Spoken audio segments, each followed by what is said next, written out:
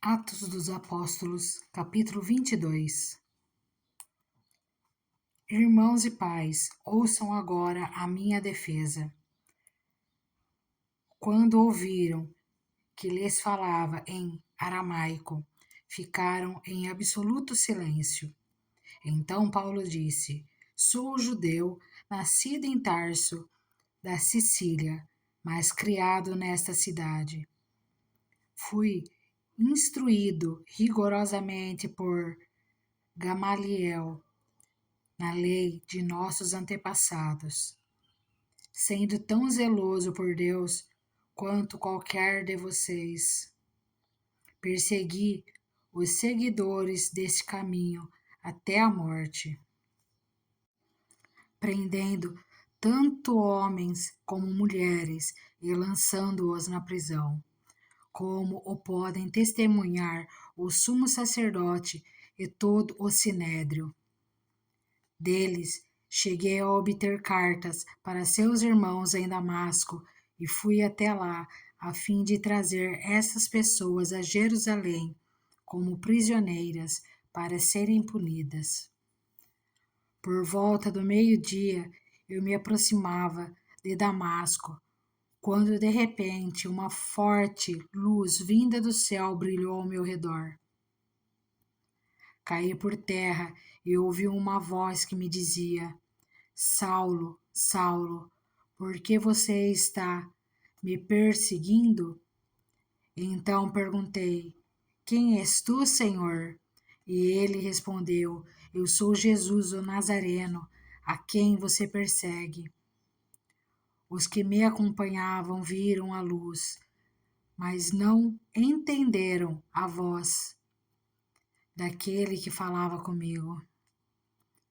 Assim perguntei: Que devo fazer, Senhor?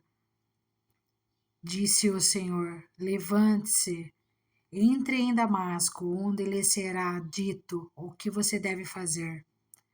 Os que estavam comigo me levaram pela mão até Damasco, porque o resplendor da luz me deixara cego.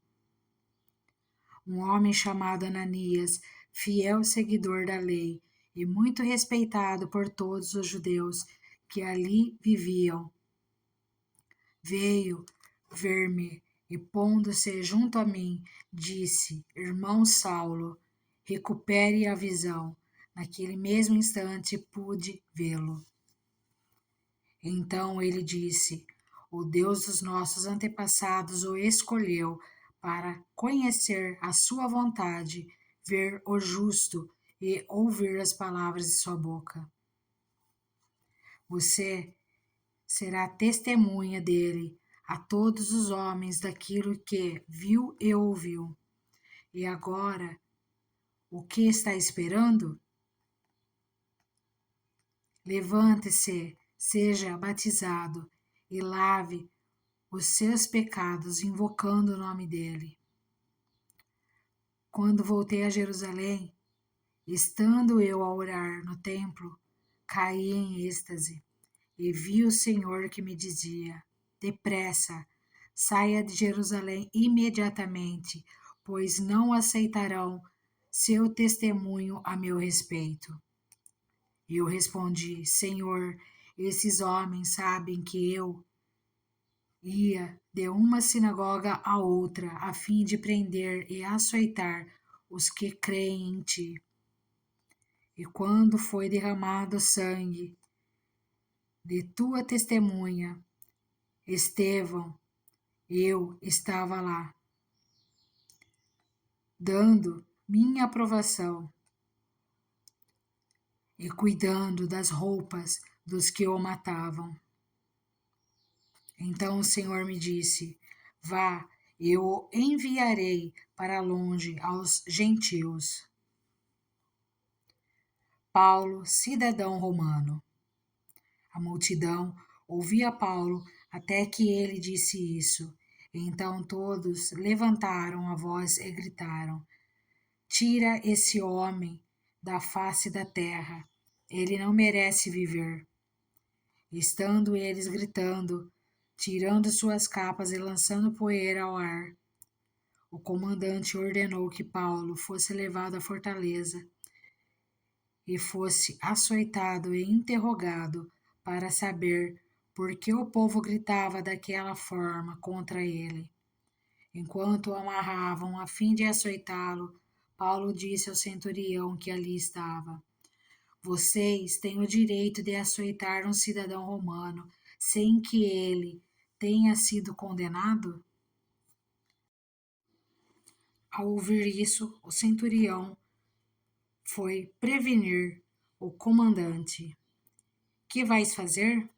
Este homem é cidadão romano. O comandante dirigiu-se a Paulo e perguntou: Diga-me, você é cidadão romano? Ele respondeu: Sim, sou. Então o comandante disse: Eu precisei pagar um elevado preço por minha cidadania, respondeu Paulo. Eu a tenho por direito de nascimento. Os que iam interrogá-lo retiraram-se imediatamente. O próprio comandante ficou alarmado ao saber que havia prendido um cidadão romano.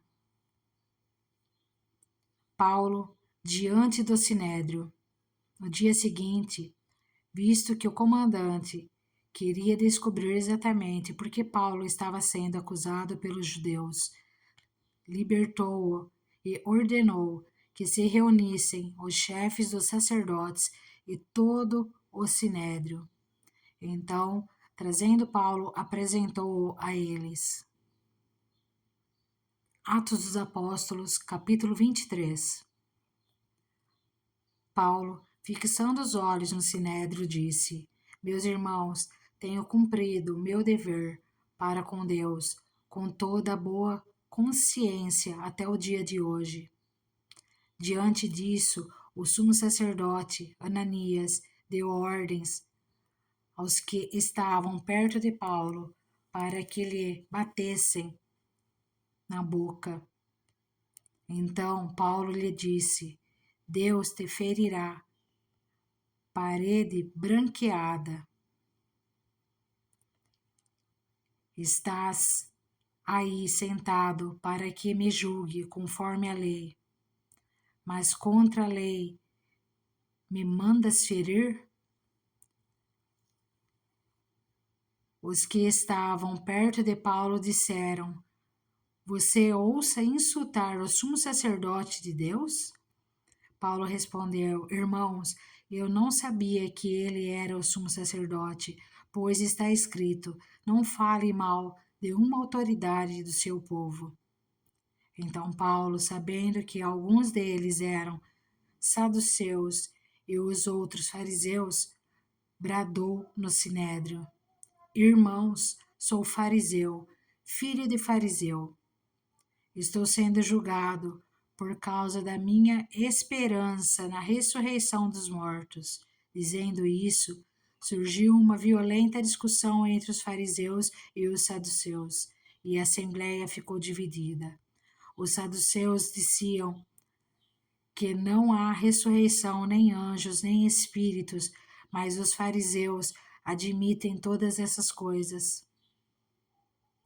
Houve um grande alvoroço e alguns dos mestres da lei eram fariseus e se levantaram e começaram a discutir intensamente, dizendo: Não encontramos nada de errado neste homem. Quem sabe se algum espírito ou anjo falou com ele? A discussão tornou-se tão violenta que o comandante teve medo que Paulo fosse despedaçado por eles. Então ordenou que as tropas descessem e o retirassem à força do meio deles, levando-o para a fortaleza. Na noite seguinte, o Senhor, pondo-se ao lado dele, disse: Coragem, assim como você testemunhou a meu respeito em Jerusalém, deverá testemunhar também em Roma. A conspiração para matar Paulo. Na manhã seguinte, os judeus tramaram uma conspiração e juraram solenemente que não comeriam nem beberiam enquanto não matassem Paulo.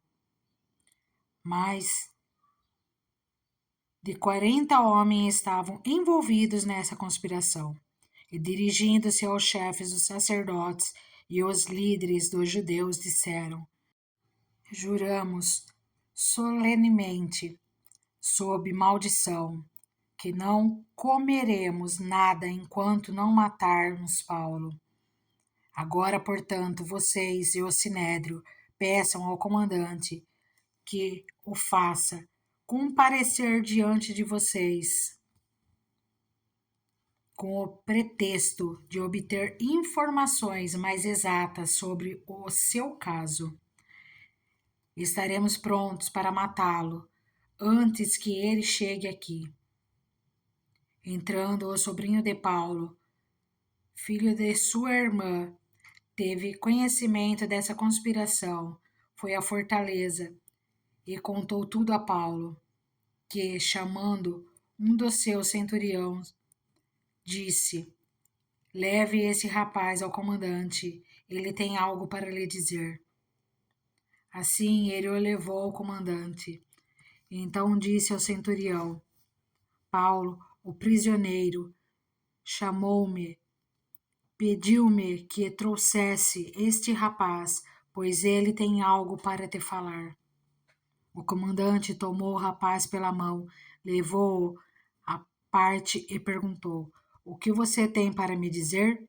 Ele respondeu: Os judeus planejaram pedir-te que apresentes Paulo ao Sinédrio amanhã, sob pretexto de buscar informações mais exatas a respeito dele. Não deixes convencer, pois mais de 40 deles estão preparando uma emboscada contra Paulo. Eles juraram solenemente não comer nem beber enquanto não o matarem. Estão preparados agora, esperando que prometas atender-lhes o pedido. O comandante despediu o rapaz e recomendou-lhe: Não diga a ninguém que você me contou isso. Paulo é transferido para Cesareia.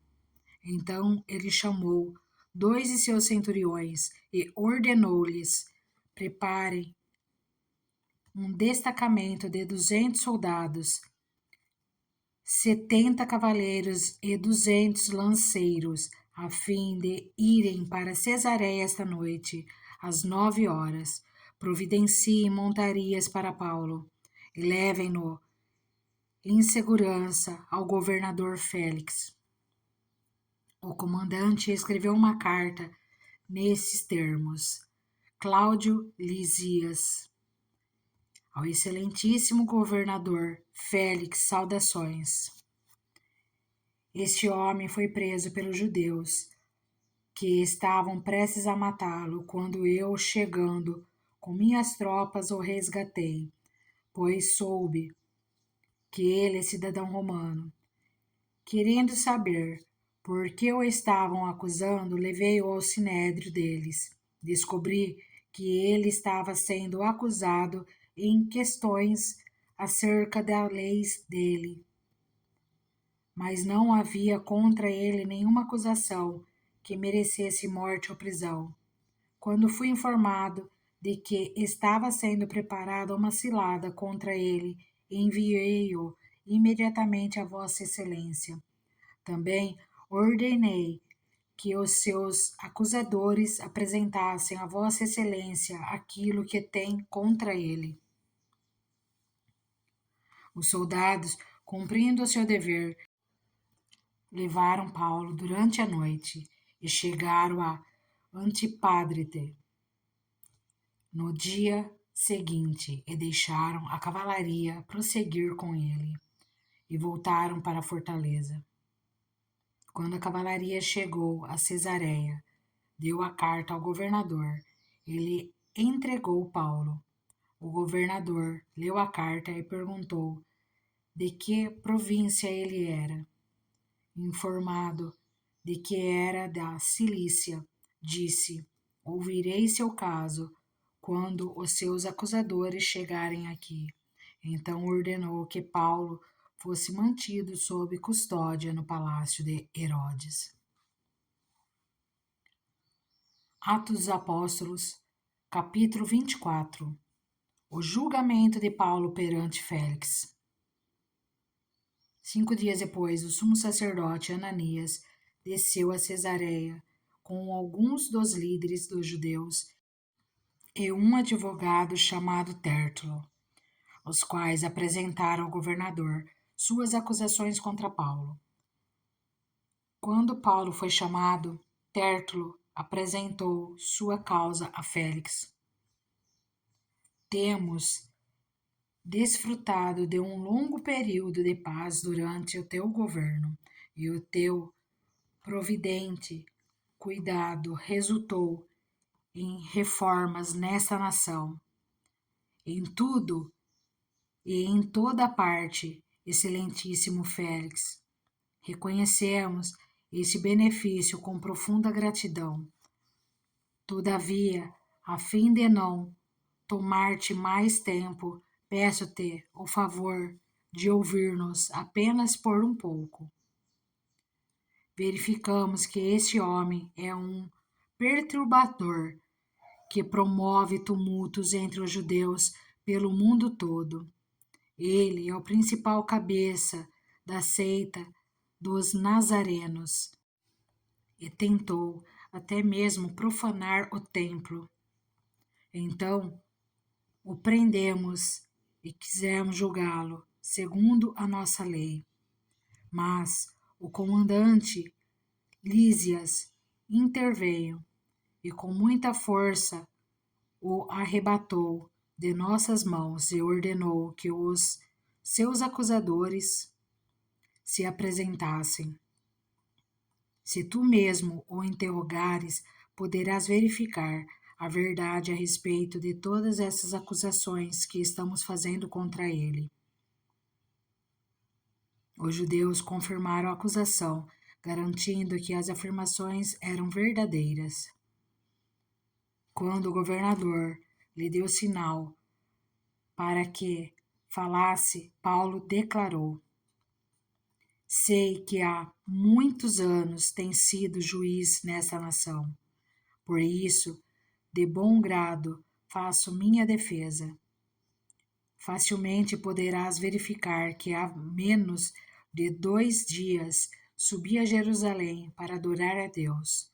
Meus acusadores não me encontraram discutindo com ninguém no templo, nem incitando uma multidão nas sinagogas ou em qualquer outro lugar da cidade. Nem tampouco podem provar-te as acusações que agora estão levantando contra mim. Confesso-te, porém, que adoro o Deus dos nossos antepassados como seguidor do caminho, a que chamam seita.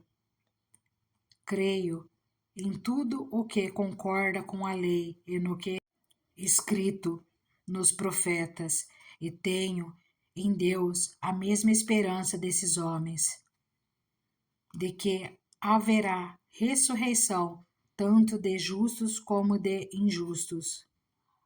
Por isso, procuro sempre conservar minha consciência limpa diante de Deus e dos homens. Depois de estar ausente por vários anos, vim a Jerusalém para trazer esmolas ao meu povo e apresentar ofertas. Enquanto dizia isso, já cerimonialmente puro, encontraram-me no templo, sem envolver-me em nenhum ajuntamento ou túmulo. Mas alguns judeus da província da Ásia, que deveriam estar aqui diante de ti a apresentar acusações, se é que tem algo contra mim, ou os que aqui se acham, deveriam declarar Que crime encontraram em mim quando fui levado perante o sinédrio? A não ser que tenha sido este, quando me apresentei a eles, bradei: por causa da ressurreição dos mortos, estou sendo julgado hoje diante de vocês.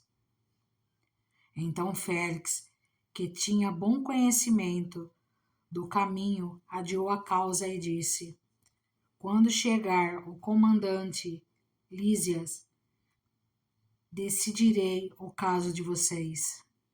E ordenou ao centurião que mantivesse Paulo sob custódia, mas que lhe desse certa liberdade e permitisse que os seus amigos o servissem.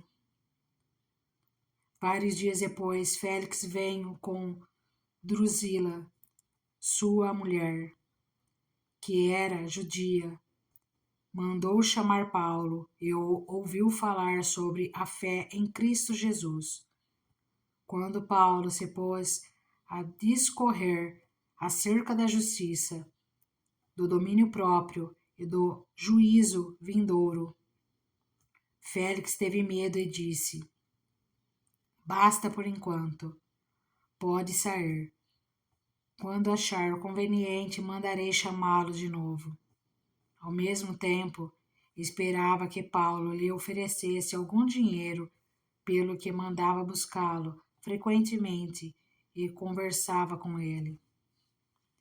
Passados 2 anos, Félix foi sucedido por Pórcio Festo.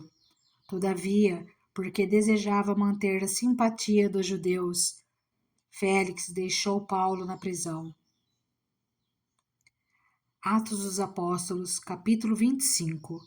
O julgamento perante Festo.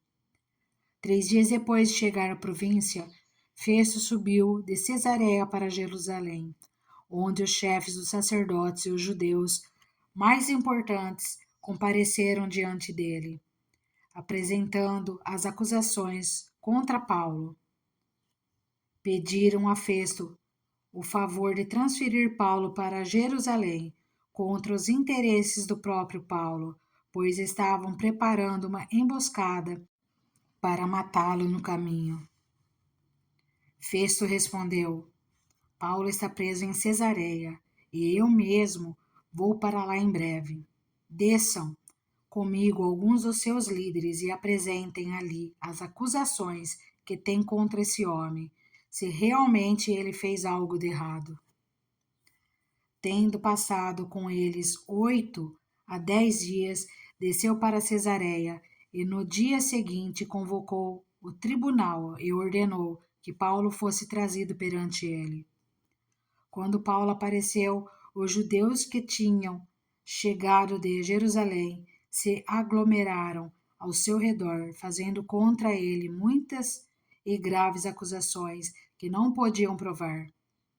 Então Paulo fez sua defesa: nada fiz de errado contra a lei dos judeus, contra o templo ou contra César. Festo, querendo prestar um favor aos judeus, perguntou a Paulo: você está disposto a ir a Jerusalém e ali ser julgado diante de mim acerca dessas acusações? Paulo respondeu: estou agora diante do tribunal de César, onde devo ser julgado. Não fiz nenhum mal aos judeus, como bem sabes, se de fato sou culpado de ter feito algo que mereça a pena de morte. Não me recuso a morrer, mas se as acusações feitas contra mim por esses judeus não são verdadeiras, ninguém tem o direito de me entregar a eles. Apelo para César. Depois de ter consultado seus conselheiros, Festo declarou: você apelou para César irá. Festo consulta o rei Agripa. Alguns dias depois, o rei Agripa e Berenice chegaram a Cesareia para saudar Festo. Visto que estavam passando muitos dias ali, Festo explicou o caso de Paulo ao rei. Há aqui um homem que Félix deixou preso. Quando fui a Jerusalém, os chefes dos sacerdotes e os líderes dos judeus fizeram acusações contra ele, pedindo que fosse condenado. Eu lhes disse que não é costume romano condenar ninguém, antes que ele se defronte pessoalmente com seus acusadores e tenha a oportunidade de se defender das acusações que lhe fazem. Vindo eles comigo para cá, não retardei o caso. Convoquei o tribunal no dia seguinte e ordenei que o homem fosse apresentado. Quando seus acusadores se levantaram para falar, não o acusaram de nenhum dos crimes que eu esperava. Ao contrário, tinham alguns pontos de divergência com ele acerca de sua própria religião e de um certo Jesus, já morto, o qual Paulo insiste que está vivo. Fiquei sem saber como investigar tais assuntos. Por isso, perguntei-lhe se ele estaria disposto a ir a Jerusalém e ser julgado ali acerca dessas acusações.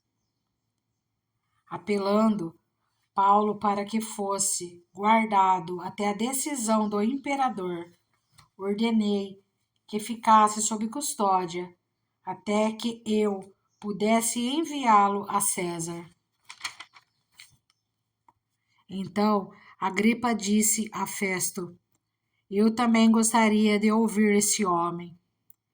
Ele respondeu: Amanhã o ouvirás. Paulo perante Agripa. No dia seguinte, Agripa e Berenice vieram com grande pompa e entraram na sala de audiência com os altos oficiais e os homens importantes da cidade. Por ordem de Festo, Paulo foi trazido. Então Festo disse: Ó rei Agripa e todos os senhores aqui presentes conosco, vejam este homem. Toda a comunidade judaica me fez petições a respeito dele em Jerusalém e aqui em Cesareia, gritando que ele não deveria mais viver. Mas verifiquei que ele nada fez que mereça pena de morte. Todavia, porque apelou para o imperador, decidi enviá-lo a Roma. No entanto, não tenho nada definido a respeito dele para escrever a Sua Majestade.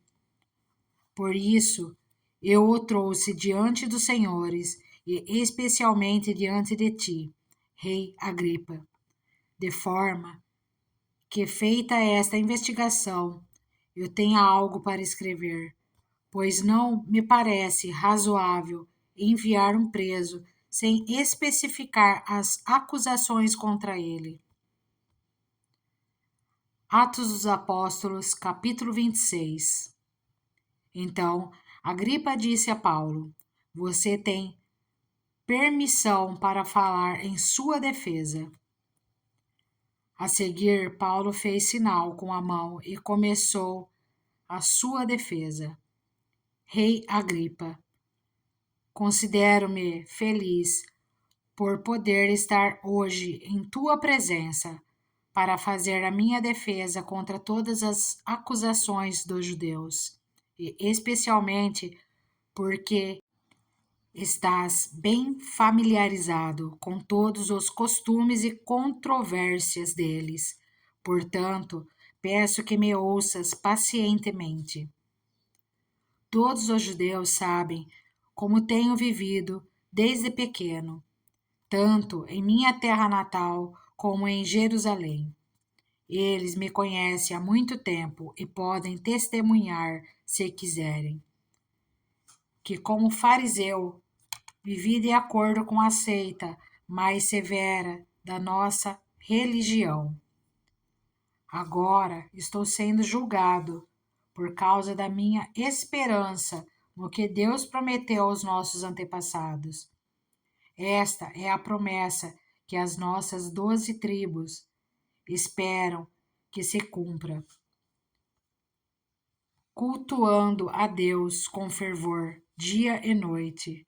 É por causa dessa esperança, ó Rei, que estou sendo acusado pelos judeus. Porque os senhores acham impossível que Deus ressuscite os mortos? Eu também estava convencido de que deveria fazer todo o possível para me opor ao nome de Jesus, o Nazareno. E foi exatamente isso que fiz em Jerusalém. Com a autorização dos chefes dos sacerdotes, lancei muitos santos na prisão. E quando eles eram condenados à morte, eu dava o meu voto contra eles. Muitas vezes ia de uma sinagoga para outra a fim de castigá-los e tentava forçá-los a blasfemar. Em minha fúria contra eles, cheguei a ir a cidades estrangeiras para persegui-los. Numa dessas viagens, eu estava indo para Damasco, com autorização e permissão dos chefes dos sacerdotes. Por volta do meio-dia, ó rei, estando eu a caminho, vi uma luz do céu, mais resplandecente que o sol, brilhando ao meu redor e ao redor dos que iam comigo. Todos caímos por terra. Então ouvi uma voz que me dizia em aramaico: Saulo, Saulo, por que você está me perseguindo? Resistir ao aguilhão só lhe trará dor. Então perguntei: Quem és tu, Senhor? Respondeu o Senhor: Sou Jesus, a quem você está perseguindo. Agora levante-se, fique em pé. Eu lhe apareci para constituí-lo servo e testemunha do que você viu a meu respeito e do que lhe mostrarei. Eu o livrarei do seu próprio povo e dos gentios, aos quais eu o envio, para abrir-lhes os olhos e convertê-los das trevas para a luz, e do poder de Satanás para Deus, a fim de que recebam o perdão dos pecados e herança entre os que são santificados pela fé em mim. Assim, Rei Agripa, não fui desobediente à visão celestial. Preguei, em primeiro lugar, aos que estavam em Damasco, depois ao que estavam em Jerusalém e em toda a Judéia, e também aos gentios, dizendo que se arrependessem e se voltassem para Deus, praticando obras que mostrassem o seu arrependimento. Por isso os judeus me prenderam no pátio do templo e tentaram matar-me. Mas tenho contado com a ajuda de Deus até o dia de hoje, e por este motivo estou aqui e dou testemunho tanto a gente simples como a gente importante. Não estou dizendo nada além do que os profetas e Moisés disseram que havia de acontecer, que o Cristo haveria de sofrer e, sendo o primeiro a ressuscitar dentre os mortos, proclamaria luz para o seu próprio povo e para os gentios. A esta altura, Festo interrompeu a defesa de Paulo e disse em alta voz: Você está louco, Paulo. As muitas letras o estão levando à loucura. Respondeu Paulo: Não estou louco, excelentíssimo Festo. O que estou dizendo é verdadeiro e de bom senso. O rei está familiarizando com essas coisas e lhe posso falar abertamente. Estou certo de que nada disso escapou do seu conhecimento, pois nada se passou num lugar qualquer. Rei Agripa, crês nos profetas? Eu sei que sim. Então Agripa disse a Paulo: Você acha que em tão pouco tempo pode convencer-me a tornar-me cristão? Paulo respondeu: Em pouco, eu em muito tempo peço a Deus que não apenas tu, mas todos os que hoje me ouvem se tornem como eu, porém sem estas algemas. O rei se levantou, e com ele o governador e Berenice, como também os que estavam assentados com eles. Saindo do salão, comentavam entre si: Este homem não fez nada que mereça morte ou prisão. Agripa disse a Festo: Ele poderia ser posto em liberdade se não tivesse apelado para César. Atos dos Apóstolos, capítulo 27. A viagem de Paulo para Roma. Quando ficou decidido que navegaríamos para a Itália, Paulo e alguns outros presos foram entregues a um centurião chamado Júlio, que pertencia ao regimento imperial. Embarcamos num navio de Adramítio, que estava de partida para alguns lugares da província da Ásia, e saímos ao mar, estando conosco Aristarco, um macedônio de Tessalônica. No dia seguinte, ancoramos em Sidom, e Júlio, num gesto de bondade para com Paulo, permitiu-lhe que fosse ao encontro dos seus amigos, para que esses suprissem as suas necessidades. Quando partimos de lá, passamos ao norte de Chipre, porque os ventos nos eram contrários. Tendo atravessado o mar aberto ao longo da Cilícia e da Panfilha, ancoramos em Mirra, na Lícia. Ali, o centurião encontrou um navio alexandrino que estava de partida para a Itália, e nele nos fez embarcar.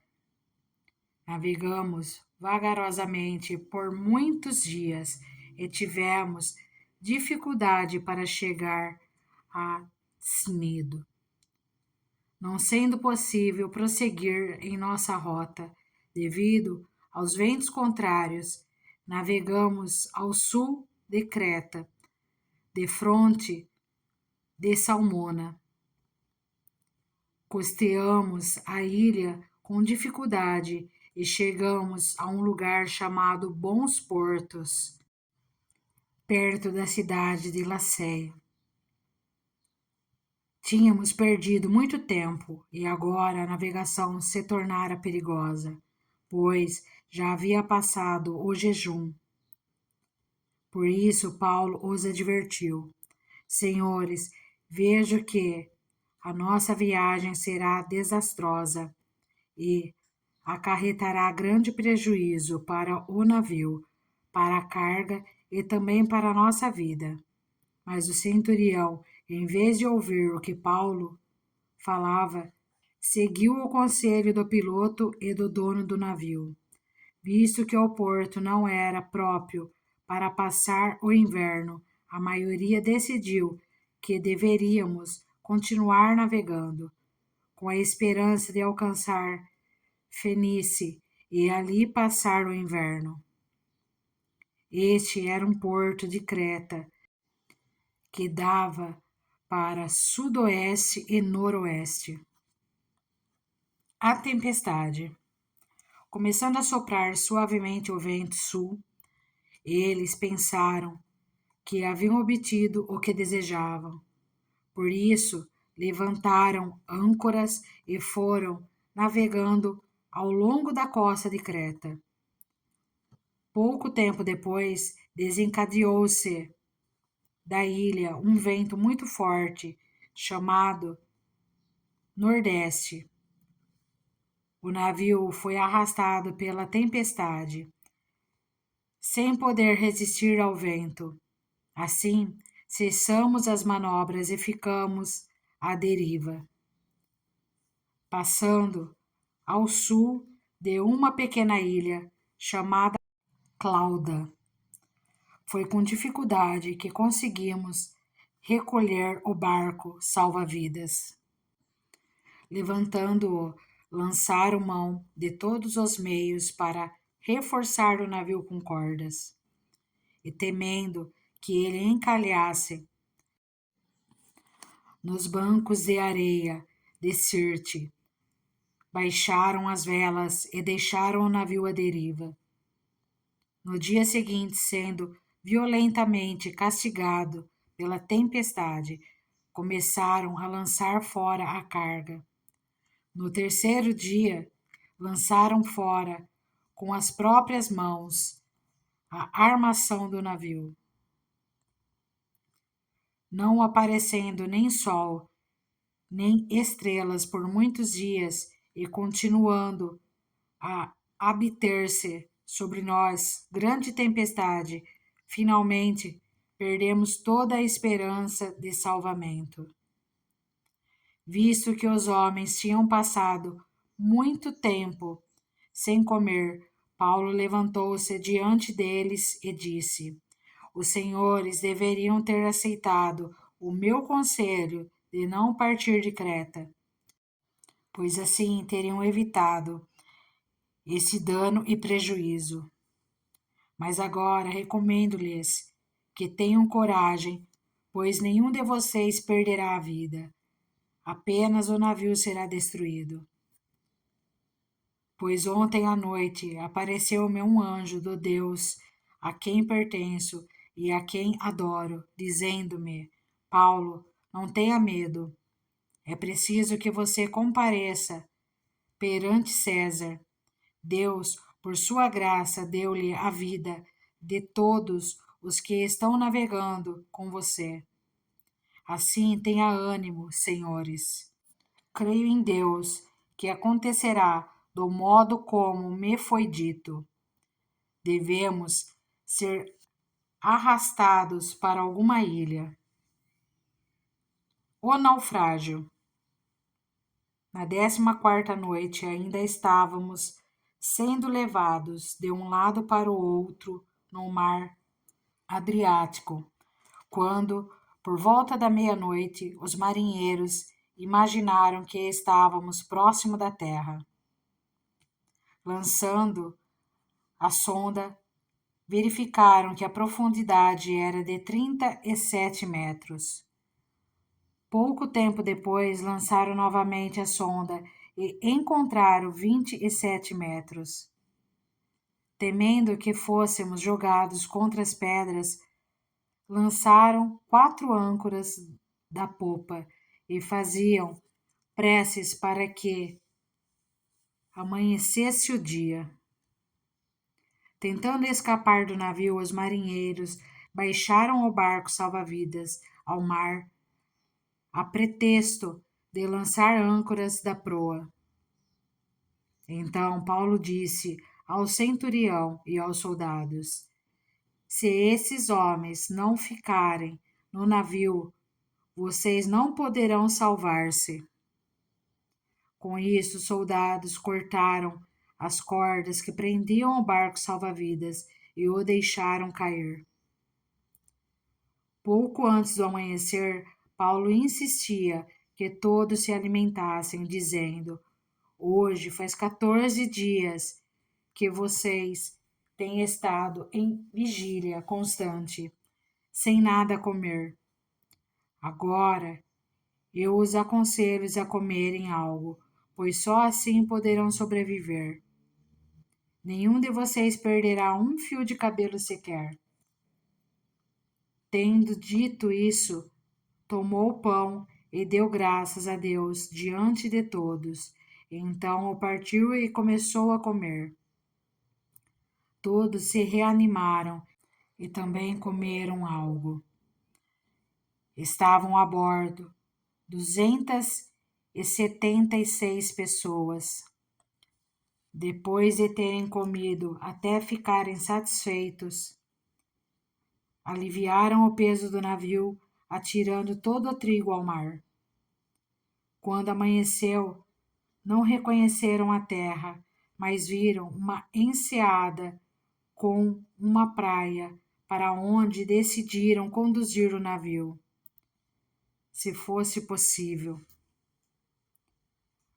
Cortando as âncoras, deixaram-nas no mar, desatando ao mesmo tempo as cordas que prendiam os lemes. Então, alcançado a vela da proa ao vento, dirigiram-se para a praia. Mas o navio encalhou num banco de areia, onde tocou o fundo. A proa encravou-se e ficou imóvel, e a popa foi quebrada pela violência das ondas. Os soldados resolveram matar os presos para impedir que algum deles fugisse, jogando-se ao mar. Mas o centurião queria poupar a vida de Paulo e os impediu de executar o plano. Então ordenou aos que sabiam nadar que se lançasse primeiro ao mar em direção à terra. Os outros teriam que salvar-se em tábuas ou em pedaços do navio. Dessa forma, todos chegaram a salvo em terra. Atos dos Apóstolos, capítulo 28. Paulo na ilha de Malta. Uma vez em terra, descobrimos que a ilha se chamava Malta. Os habitantes da ilha mostraram extraordinariamente bondade para conosco. Fizeram uma fogueira e receberam bem a todos nós, pois estava chovendo e fazia frio. Paulo ajuntou um monte de gravetos quando os colocava no fogo. Uma víbora, fugindo do calor, prendeu-se à sua mão. Quando os habitantes da ilha viram a cobra agarrada na mão de Paulo, disseram uns aos outros: certamente este homem é assassino, pois, tendo escapado do mar, a justiça não lhe permite viver. Mas Paulo, sacudindo a cobra no fogo, não sofreu mal nenhum. Eles, porém, esperavam que ele começasse a inchar ou que caísse morto de repente. Mas, tendo esperado muito tempo e vendo que nada de estranho lhe sucedia, mudaram de ideia e passaram a dizer que ele era um deus. Próximo dali havia uma propriedade pertencente a Públio, o homem principal da ilha. Ele nos convidou a ficar em sua casa e por 3 dias, bondosamente, nos recebeu e nos hospedou. Seu pai estava doente, acamado, sofrendo de febre e desinteria. Paulo entrou para vê-lo e, depois de orar, impôs-lhes as mãos e o curou. Tendo acontecido isso, os outros doentes da ilha vieram e foram curados. Eles nos prestaram muitas honras e, quando estávamos para embarcar, forneceram-nos os suprimentos de que necessitávamos. A chegada a Roma. Passado 3 meses, embarcamos num navio que tinha passado o inverno na ilha.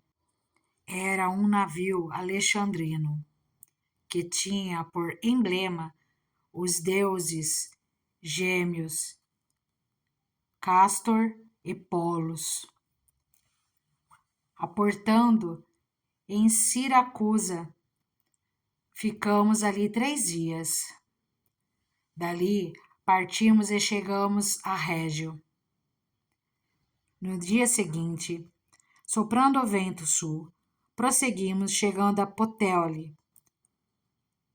No segundo dia, ali encontramos alguns irmãos que nos convidaram a passar uma semana com eles. E depois fomos para Roma. Os irmãos dali tinham ouvido falar que estávamos chegando e vieram até a praça de Ápio e as 3 vendas para nos encontrar. Vendo-os, Paulo deu graças a Deus e sentiu-se encorajado. Quando chegamos a Roma, Paulo recebeu permissão para morar por conta própria, sob a custódia de um soldado. A pregação de Paulo em Roma. 3 dias depois, ele convocou os líderes dos judeus. Quando esses se reuniram, Paulo lhes disse: Meus irmãos, embora eu não tenha feito nada contra o nosso povo, nem contra os costumes dos nossos antepassados, fui preso em Jerusalém e entregue aos romanos. Eles me interrogaram e queriam me soltar, porque eu não era culpado de crime algum que merecesse pena de morte. Todavia, tendo os judeus feito objeção, fui obrigado a apelar para César. Não, porém, por ter alguma acusação contra o meu próprio povo. Por essa razão, pedi para vê-los e conversar com vocês. Por causa da esperança de Israel é que estou preso com estas algemas.